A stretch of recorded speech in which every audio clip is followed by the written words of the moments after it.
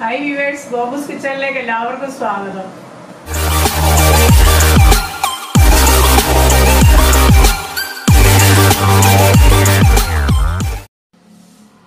എൻ്റെ ചാനൽ എല്ലാവരും സബ്സ്ക്രൈബ് ചെയ്യണം. സബ്സ്ക്രൈബ് ചെയ്യുമ്പോൾ ബെൽ ഐക്കൺ ക്ലിക്ക് ചെയ്യാൻ മറക്കരുത്.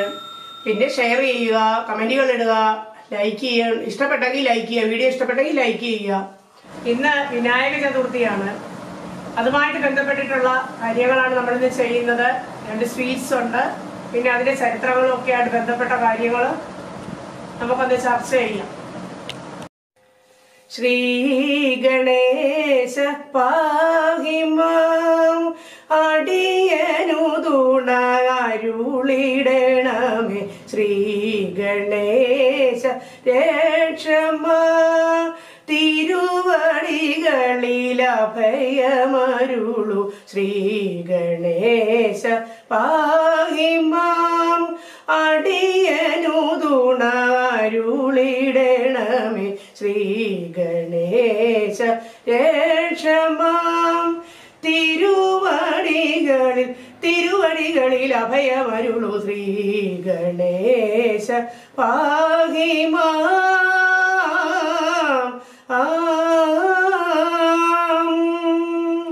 വിനായക ചതുർത്ഥിയുടെ ആഘോഷങ്ങൾ നമ്മളുടെ വലിയ ഭരണകൂടങ്ങൾ, അതായത് ശതവാഹനാസ്, രാഷ്ട്രകൂടാസ്, ആ ഭരണകൂടങ്ങൾ ഭരിച്ചിരുന്ന സമയത്ത് തന്നെ ഉണ്ടായിരുന്നു. പിന്നെ ഈ വിനായക ചതുർത്ഥി ഏറ്റവും കൂടുതൽ ആഘോഷിക്കുന്നത് വളരെയധികം ആഘോഷിക്കുന്നത് മഹാരാഷ്ട്രയിലാണ്. അതിന് കാരണം എന്താണെന്ന് ചോദിച്ചാൽ, ചരിത്രം പറയുന്നത് ഛത്രപതി ശിവജിയുടെ പരദേവതയായിരുന്നു ഗണപതി ഭഗവാൻ എന്ന് പറയുന്നു. അപ്പൊ അവിടെ അദ്ദേഹത്തിന്റെ ആ ആഘോഷം അദ്ദേഹമാണ് തുടങ്ങി വെച്ചത്. മഹാരാഷ്ട്രയിൽ ഇത്ര ഗംഭീരമായിട്ട് തുടങ്ങി വെച്ചതെന്നാണ് പറയുന്നത്. അപ്പൊ അത് പേഷ്വാ എന്ന് പറയുന്ന ഒരു വംശം. അപ്പൊ അങ്ങനെ അവരുടെ ആഘോഷമായിട്ടാണ് അത് തുടങ്ങിയത്. കേരളം ഒഴിച്ചുള്ള മറ്റ് സംസ്ഥാനങ്ങളില് ഗുജറാത്ത്, മഹാരാഷ്ട്ര, മധ്യപ്രദേശ്, രാജസ്ഥാൻ, കർണാടക, ആന്ധ്ര അങ്ങനെയുള്ള സംസ്ഥാനങ്ങളിലെ, തമിഴ്നാട്, ഇവിടെ എല്ലാം തന്നെ ഈ വിനായക ചതുർത്ഥി വളരെ ഗംഭീരമായിട്ടാണ് ആഘോഷിക്കുന്നത്. കേരളത്തില് ആഘോഷമല്ല, ഞാൻ ആചാരങ്ങൾക്കാണ് കൂടുതൽ പ്രാധാന്യം കൽപ്പിക്കുന്നത്, പൂജകൾക്കും അങ്ങനെയുണ്ട്. അപ്പൊ ഈ വിനായക ചതുർത്ഥിയുടെ അന്ന് നമ്മൾ പൂജകൾ കൊണ്ടും അതുപോലെ പുഷ്പാഞ്ജലികൾ കൊണ്ടും പിന്നെ മധുരപലഹാരങ്ങൾ അദ്ദേഹത്തിന് നേദിച്ചുകൊണ്ടും ഒക്കെയാണ് നമ്മൾ ആഘോഷിക്കുന്നത്. പിന്നെ ഇതിന്റെ പുറകിൽ ഒരു കഥയുണ്ട്. അന്ന് ചന്ദ്രനെ കാണരുത്, കണ്ടു കഴിഞ്ഞാൽ നമുക്ക് അപകീർത്തി കേൾക്കുമെന്നൊക്കെ ഇങ്ങനെ പറയും. അതിന്റെ പുറകിലൊക്കെ കഥകളൊക്കെ ഉണ്ട്. പിന്നെ ഇത് കൂടാതെ ഈ ഗണപതി ഭഗവാൻ എന്ന് പറഞ്ഞാല് സിമ്പലാണ്, എന്തിന്റെയൊക്കെ സിമ്പലാണ്. വിസ്ഡം, പ്രോസ്പെരിറ്റി, ഫോർച്യൂൺ, നോളജ്, അതായത് വിവേകം, പ്രോസ്പെരിറ്റി, അതായത് നമുക്ക് ഐശ്വര്യം വരിക, അതുപോലെ തന്നെ ഫോർച്യൂൺ, ഭാഗ്യം, അതുപോലെ നോളജിന്റെ, അറിവിന്റെയൊക്കെ ദേവതയാണ് ഈ ഗണപതി ഭഗവാൻ. അതുകൊണ്ടാണ് നമ്മൾ ഏതൊരു കാര്യം തുടങ്ങുമ്പോഴും ആദ്യം അദ്ദേഹത്തെ സ്മരിച്ചുകൊണ്ട് തുടങ്ങുന്നത്. ഇന്തോനേഷ്യയിലെ കറൻസിയില് ഗണപതി ഭഗവാന്റെ പടമുണ്ട്, ചിത്രമുണ്ട്. ഞങ്ങൾ ഇതുപോലെ ഗോകർണത്ത് പോയപ്പോൾ അവിടെ ആ ഗോകർണ ക്ഷേത്രത്തിലേക്ക് പോകുന്നതിന് മുൻപിലായിട്ട് ഒരു ഗണപതി ഭഗവാനുണ്ട്, ഒരു പ്രതിഷ്ഠയുണ്ട്. അത് നിൽക്കുന്നതായിട്ടാണ്. അതിന്റെ മുകളിൽ, അതിന്റെ നെറുകയിൽ നമ്മൾ തന്നെ കറുക വെച്ച് നമുക്ക് പൂജിക്കാം. ആർക്ക് വേണമെങ്കിലും അത് ചെയ്യാം. അങ്ങനെ ചെയ്തു. അപ്പൊ കേരളം ഒഴിച്ചുള്ള സ്ഥലങ്ങളിലൊക്കെ നമുക്ക് തന്നെ ക്ഷേത്രത്തിൽ കയറി ആരാധന ചെയ്യാനുള്ള സാഹചര്യമുണ്ട്. വിനായക ചതുർത്ഥിക്ക് ഉണ്ടാകുന്ന ഒരു സ്വീറ്റാണ് അവല് കൊണ്ടാണ്. അവല് വിളയിച്ചതിന് സ്വല്പ വ്യത്യാസമുണ്ട്. ഏതാണ്ട് അതുപോലെ തന്നെയുള്ള ഒരു സ്വീറ്റാണ് നമ്മൾ സാധാരണ ഉണ്ടാക്കുന്നതാണ്. ആദ്യം അവല് ചെറുതായിട്ടൊന്ന് ചൂടാക്കുന്നു, ഒരുപാട് ചൂടാക്കരുത്, ചെറുതായിട്ട് ചൂടാക്കിയിട്ട് ആണ് ഇത് ചെയ്യുന്നത്. അവല് ചൂടായിട്ടുണ്ട്, ഞാൻ അത് എടുക്കുന്നു. ചെറുതായിട്ട് ചൂടായാൽ മതി. പിന്നെ കുറച്ച് നാളികേരവും കൂടെ ചൂടാക്കി എടുക്കുന്നു. ഒരുപാട് ചൂടാക്കണ്ട, ചെറുതായിട്ട്, ബ്രൗൺ ഒന്നും ആകരുത്, ചെറിയതായിട്ടൊന്ന് ചൂടാക്കി എടുക്കുന്നു. 1/2 ടീസ്പൂൺ നെയ്യ് ഒഴിക്കുന്നു. അതിലേക്ക് നമ്മൾ കട്ട് ചെയ്ത് വെച്ചിരിക്കുന്ന കാഷ്യൂനട്ട് ഇട്ട് ഒന്ന് വറുത്തെടുക്കുന്നു ചെറുതായിട്ട്. അതിനുശേഷം സ്വല്പം കിസ്മിസും കൂടെ വറുത്തെടുക്കുന്നു. നേരത്തെ തയ്യാറാക്കി വെച്ചിരുന്ന ശർക്കരപ്പാനി ഇതിലേക്ക് ഞാൻ ഒഴിക്കുന്നു. ശർക്കരപ്പാനി നല്ലപോലെ തിളച്ചിട്ട് ഒരുമാതിരി ഒന്ന് കുറുകിയിട്ടുണ്ട്. പക്ഷെ നമ്മൾ അവല് വിളയിക്കുന്ന അത്രയും അങ്ങോട്ട് പാവ് മുറുകണ്ട. ഇനിയിപ്പോ ഞാൻ ഈ സ്റ്റേജിൽ ഞാൻ ഈ അവൽ ഇതിലോട്ട് ഇടുവാണ്. എന്നിട്ട് ഇളക്കി കൊടുക്കുന്നു. അതിലേക്ക് ആ വറുത്ത് വെച്ച നാളികേരം ചെറുതായിട്ടേ വറുത്തിട്ടുള്ളൂ, വെള്ളം ഒന്ന് തോർത്തെടുത്തിട്ടേ ഉള്ളൂ. അതെടുത്ത്, കാരണം ഇത് പ്രിസർവ് ചെയ്യുന്ന സാധനമല്ല നമ്മുടെ അവല് വിളയിച്ചതുപോലെ, അത്രയും അങ്ങോട്ട് പാവ് മുറുകുന്നുമില്ല. അപ്പൊ ഇതിങ്ങനെ എടുക്കുന്നു. എന്നിട്ട് ഇതിനോടൊപ്പം നമ്മൾ വറുത്ത് വെച്ചിരിക്കുന്ന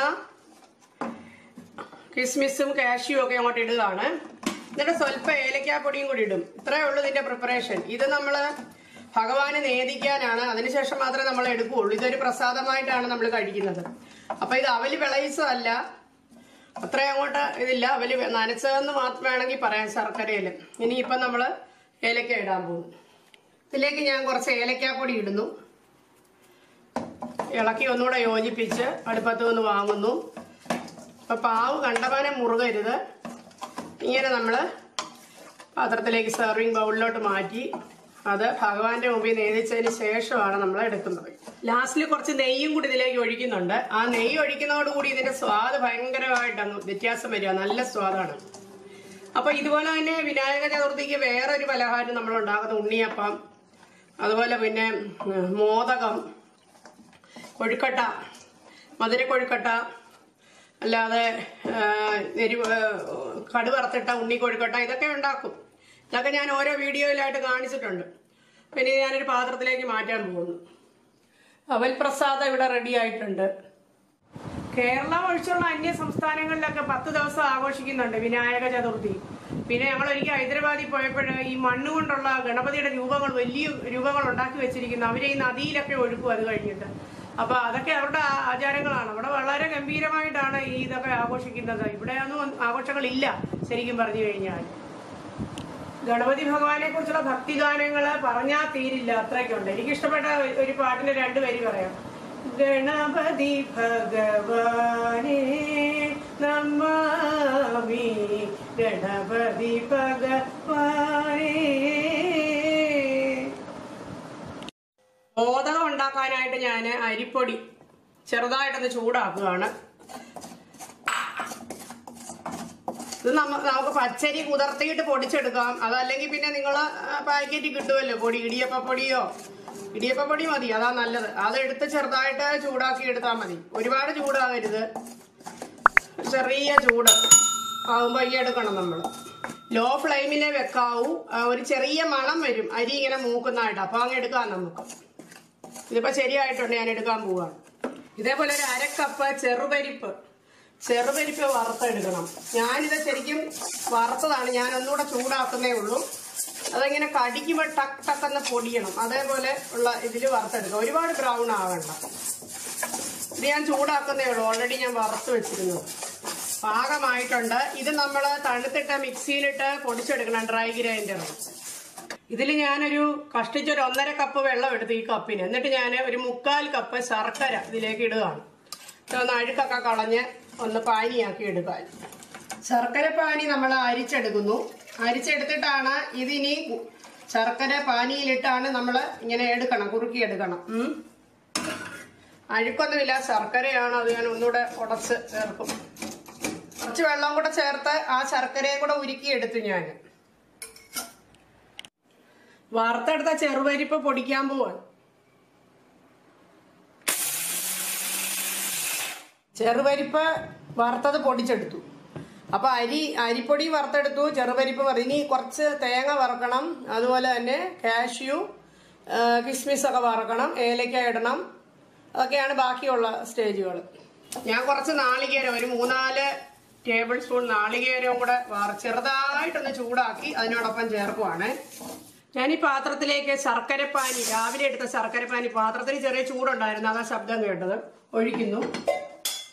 എന്നിട്ടിങ്ങനെ കുറച്ച് നേരം അത് തിളപ്പിക്കുന്നു. അതിനുശേഷം നമ്മൾ അതിലേക്ക് അരിപ്പൊടി, വറുത്ത അരിപ്പൊടിയും ചെറുപരിപ്പിന്റെ പൊടിയും തേങ്ങ വറുത്തതും ഒക്കെ ചേർക്കുകയാണ് ചെയ്യുന്നത്. ശർക്കരപ്പാനി നന്നായിട്ട് തിളച്ചിട്ടുണ്ട്. നമ്മളിനി ഇതിലേക്ക് ആ വറുത്ത് വെച്ചിരിക്കുന്ന അരിപ്പൊടി കുറച്ചായിട്ട് ഇട്ട് കൊടുത്ത് ഇളക്കുക. അതേപോലെ തന്നെ ഇതിന് ശേഷം നമ്മൾ മറ്റേ ചെറുപരിപ്പിന്റെ പൊടി ഇട്ട് ഇളക്കി കൊടുക്കുക. നന്നായിട്ട് കുറുക്കി എടുക്കണം. ഇതിൽ ഞാൻ വറുത്ത അരിപ്പൊടി, ചെറുപരിയാറിന്റെ പൊടി, അതുപോലെ നാളികേരം എല്ലാം ഇട്ടു. ഇനി ഞാൻ കുറച്ചുകൂടെ നെയ്യ് ഒഴിക്കുവാണ്. ഇതിനോടൊപ്പം തന്നെ നമുക്ക് വറുത്ത് വെച്ചിരിക്കുന്ന കാഷ്യൂവും മുന്തിരിയും കൂടി ഇടാം. അതും ഇട്ട് ഇളക്കുക. ഇളക്കിയതിന് ശേഷം നമ്മളൊന്നുകൂടെ ചൂടാക്കും. നിങ്ങൾ നോൺ സ്റ്റിക്കിൽ ഉണ്ടാക്കുവാണെങ്കിൽ കുറച്ചുകൂടെ എളുപ്പമാണ്. ഞാൻ നോൺ സ്റ്റിക്ക് അല്ല ഇപ്പോൾ ഇത്, കുഴപ്പമില്ല. എന്നാലും ഇനി ഇതിലേക്ക് ഏലക്കാപ്പൊടിയും കൂടി ഇടുവാണ്. ഇതിലേക്ക് ഞാൻ ഇനി ഏലക്കാപ്പൊടിയും കൂടെ ഇടുന്നു. അതൊക്കെ നിങ്ങളുടെ ഇഷ്ടത്തിന് കൂട്ടിയും കുറച്ചുമൊക്കെ ഇടാൻ കുഴപ്പമില്ല. ഇതിനി ഒന്നുകൂടെ ഒന്ന് ചൂടാക്കി എടുത്തിട്ട് ഞാൻ ഇത് ചെറിയ ഉരുളകളാക്കി ഇഡലി പാത്രത്തിൽ വെച്ച് ആവി കയറ്റി എടുക്കുകയാണ് ചെയ്യുന്നത്. ഞാൻ ഇഡലിയുടെ പാത്രത്തില് കുറേശ്ശെ നെയ്യ് വരട്ടിയിട്ടുണ്ട്. എന്നിട്ട് ഞാൻ ഈ മോദകത്തിന്റെ മാവ് ഇങ്ങനെ കയ്യിൽ വെച്ച് ഉരുട്ടി ഇങ്ങനെ ചെറിയ ഉരുളകളാക്കി അതിലേക്ക് വെക്കുവാണ് ചെയ്യുന്നത്. അപ്പൊ ഒരു കീർത്തനവും കൂടെ പാടാം. വിഘ്നേശ്വര ജന്മ നാളികേരം നിന്റെ തൃക്കാൽക്കലുടയ്ക്കുവാൻ വന്നു, തുമ്പിയും കൊമ്പും കൊണ്ടടിയന്റെ മാർഗം തമ്പുരാനെ തടയല്ലേ, ഏകദന്ത കാത്തിടണ്ടേ നിയതം. എത്ര മനോഹരമായ ഒരു ഭക്തിഗാനമാണിത്. ഇങ്ങനെ ഉരുട്ടി ഉരുട്ടി വെച്ച് ആവിയിൽ വെച്ചെടുക്കുക. മോദകങ്ങളെല്ലാം ഉരുട്ടി വെച്ചു ഈ അപ്പച്ചമ്പില്. എന്നിട്ട് ഇനിയിപ്പോ ഇതില് നമ്മളൊരു 10-12 മിനിറ്റ് വേവിച്ചെടുക്കണം.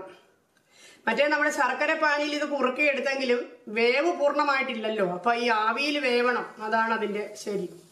അപ്പൊ ഇതിൽ ചേർത്തിരിക്കുന്ന അരിപ്പൊടി ചെറുതായിട്ട് വറുത്തത്, ചെറുപരിപ്പിന്റെ പൊടി അതും വറുത്തു, നാളികേരം ചെറുതായിട്ട് വറുത്തു, പിന്നെ ഏലക്ക ചേർത്തു, നെയ്യ് ചേർത്തു, കാഷ്യൂ കിസ്മിസ് അത് രണ്ടും ചെറുതായിട്ട് നെയ്യിൽ വറുത്തിട്ടു. എന്നിട്ട് ഞാൻ ഇത് എല്ലാം കൂടെ ചെറിയ ഉരുളകളാക്കി വെച്ചിരിക്കുകയാണ്. ഇതൊരു 12 മിനിറ്റ് വെച്ച് കഴിയുമ്പോഴത്തേക്ക് വേവും. അത്തം ചതുർത്ഥി എന്നാണ് നമ്മൾ പറയുന്നത്. ചിങ്ങമാസത്തിലെ ശുക്ലപക്ഷ ചതുർത്ഥിയാണ് ഈ വിനായക ചതുർത്ഥിയായിട്ട് നമ്മൾ ആഘോഷിക്കുന്നത്. ഇപ്പൊ കേരളത്തിലെ കാര്യം പറയുവാണെങ്കിൽ കേരളത്തിലെ സെലിബ്രേഷൻസ് ഒക്കെ കുറവാണ്. ആചാരങ്ങൾക്കാണ് കൂടുതൽ പ്രാധാന്യം. നമുക്ക് മറ്റുള്ള സംസ്ഥാനങ്ങളില് അവർക്ക് സെലിബ്രേഷനാണ് കൂടുതൽ പ്രാധാന്യം. പിന്നെ നമ്മൾ സാധാരണ ഇപ്പൊ ഞങ്ങളൊക്കെ ഉണ്ടാക്കുന്നതാണ് അവല് നനച്ച് കാണിച്ചതുപോലെ, ആദ്യം കാണിച്ച പോലെ. പിന്നെ മോദകം പല രീതിയിൽ ഉണ്ടാക്കാം. ഇങ്ങനെയാണ് ഇവിടെയൊക്കെ ഉണ്ടാക്കുന്നത്. അതുകൊണ്ടാണ് ഞാൻ ആ രീതി ചെയ്തത്. ഇതൊക്കെ ഭഗവാൻ നേദിക്കും. ഭഗവാന് പ്രധാനമായിട്ടുള്ള പൂക്കളെന്ന് പറഞ്ഞാൽ ചെമ്പരത്തിപ്പൂവ്, പിന്നെ മുക്കൂറ്റി, പിന്നെ കറുകയാണ് ഏറ്റവും പ്രധാനം. ഭഗവാൻ കറുക വെച്ച് വേണം നമ്മൾ നേദിക്കാനായിട്ട്. കറുകയൊക്കെ മുൻപിൽ പൂജിച്ചിട്ട് വേണം നമ്മളിത് നേദിക്കാനെന്നാണ് പറയുന്നത്. മോദകം വെന്തിട്ടുണ്ട്. ഇനി നമുക്കിത് പാത്രത്തിലേക്ക് മാറ്റാം. മോദകങ്ങൾ എടുത്ത് മാറ്റിയിട്ടുണ്ട്. ഭയങ്കര ടേസ്റ്റിയാണ്.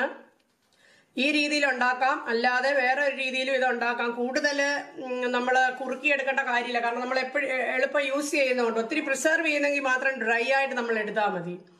അപ്പൊ ഇതിപ്പോ യൂസ് ചെയ്യാനാണ് നേദിച്ചു കഴിഞ്ഞു കഴിഞ്ഞാൽ, അതുകൊണ്ട് ഇങ്ങനെ മതി. ഇത് ഫില്ലിങ്സ് അല്ല, ഇത് കംപ്ലീറ്റ്ലി കൊഴുക്കട്ട പോലെ തന്നെയാണ് നമ്മൾ ഇതിലുണ്ടാക്കിയിരിക്കുന്നത്. വിനായക ചതുർത്ഥി സ്പെഷ്യലായിട്ട് ഉണ്ടാക്കിയ ഐറ്റംസ് ഇതാണ്. ഒന്ന് അവല്, പിന്നെ മോദകം. പിന്നെ ഇതൊന്നും അവൈലബിൾ അല്ലെങ്കിൽ കുറച്ച് നാളികേരവും ശർക്കരയും കൂടെ പാവ് കാച്ചിയാലും ഭഗവാൻ ഇഷ്ടമാണ്. എന്തെങ്കിലും മധുരം ആ സമയത്തെന്നുള്ളതേ ഉള്ളൂ നമ്മൾ ഉദ്ദേശിക്കുന്നത്. മധുരം അകത്ത് വെച്ച കൊഴുക്കട്ട അതുപോലെ ഉണ്ണിയപ്പം ഒക്കെ നേദിക്കും. കറുക ധാരാളമായിട്ട് നമ്മള് ചാർത്തിക്കണം ഭഗവാന് ഈ ദിവസം. കറുക ദീർഘായുസിനാണ്. ഭഗവാന് ഞങ്ങൾ നേദിച്ചിരിക്കുന്നു. മോദകവും അതുപോലെ അവല് നേദിച്ചിരിക്കുന്നു. ഇനി ഒരു വീഡിയോയുമായിട്ട് ഞങ്ങൾ എത്രയും പെട്ടെന്ന് നിങ്ങളുടെ മുമ്പിൽ വരുന്നതായിരിക്കും.